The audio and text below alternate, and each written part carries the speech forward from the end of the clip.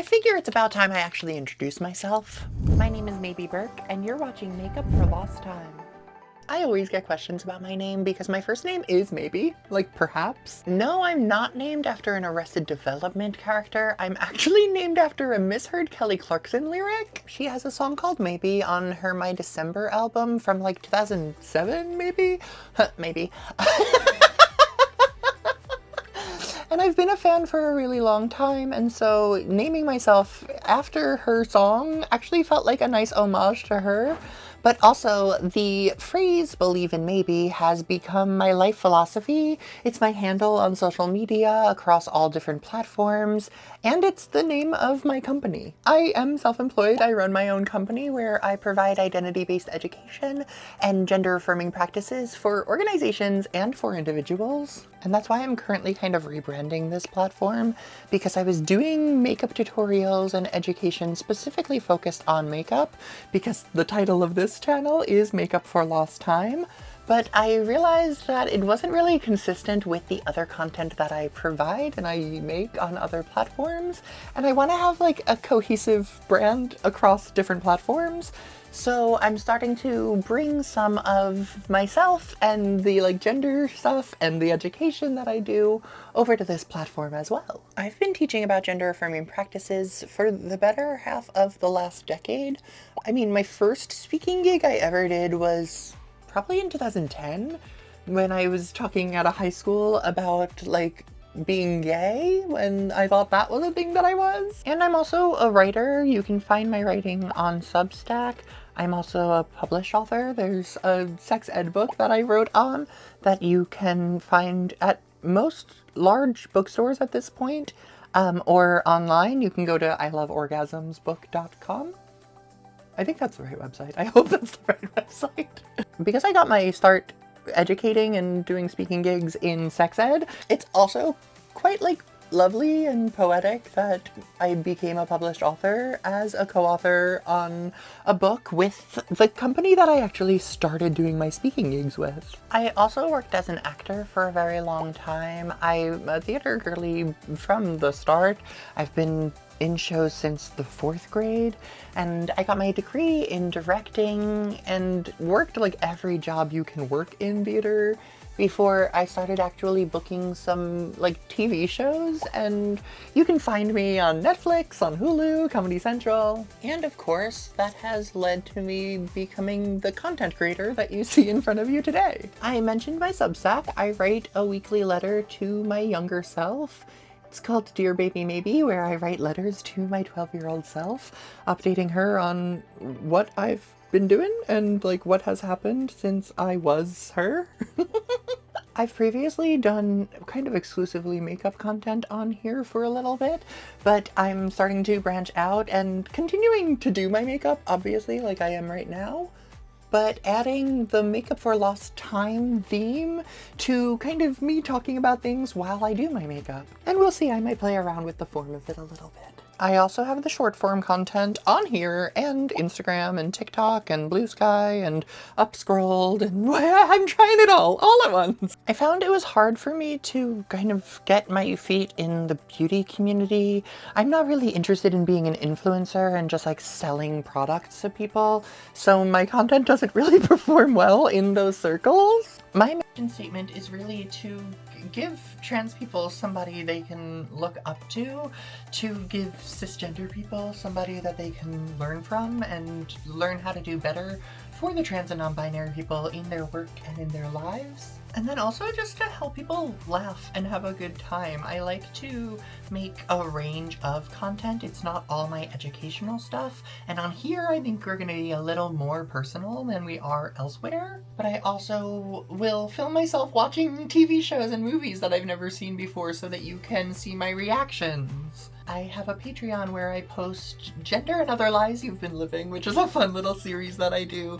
I've been thinking about adding some more like monthly and weekly things that I do. I'm interested in building a range of material for all different types of audiences, but also like all different entry points to the work that I actually am doing. I do have a course that is available for sale that is a compilation of all of the different talks that I give, like all the education that I've been building for the last decade of me providing this identity-based education and gender-affirming practices. And also, I do not expect money from my followers at all. That course is available for those who want to be part of the conversations that I have in a more in-depth and meaningful way.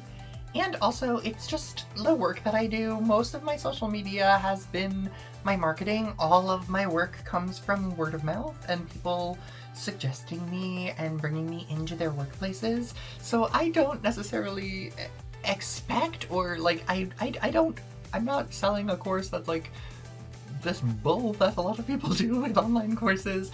I actually put a lot of thought and effort into what it is. And also, it's available so that people know what I do and can point to something when they want to hire me to come speak. And somehow I got this far into introducing myself and I didn't actually talk about my identities at all. Proving the trolls wrong, I don't only talk about gender. I guess when I talk about my work, I am talking about gender.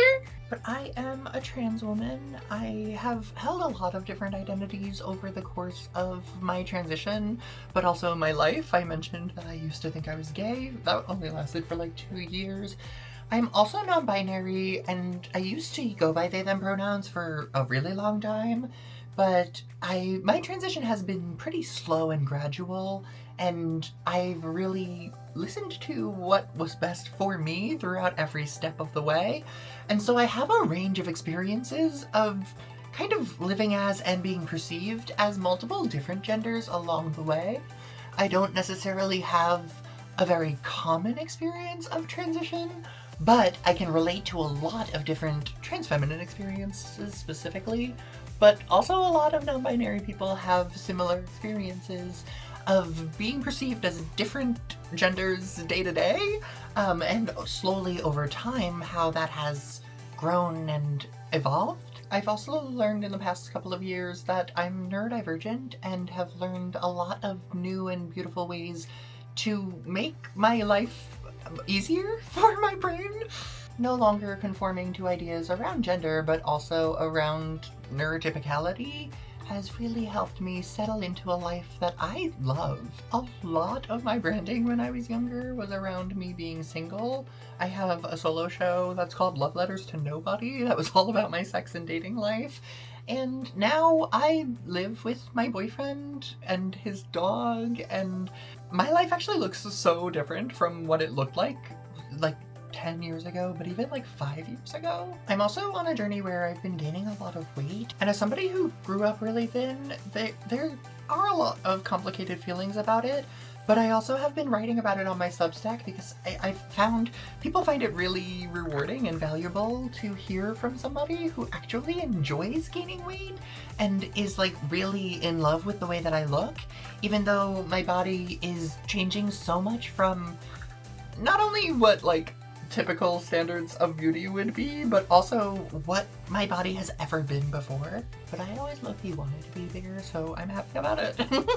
I guess those are my big three. I'm trans, I'm fat, and I'm neurodivergent.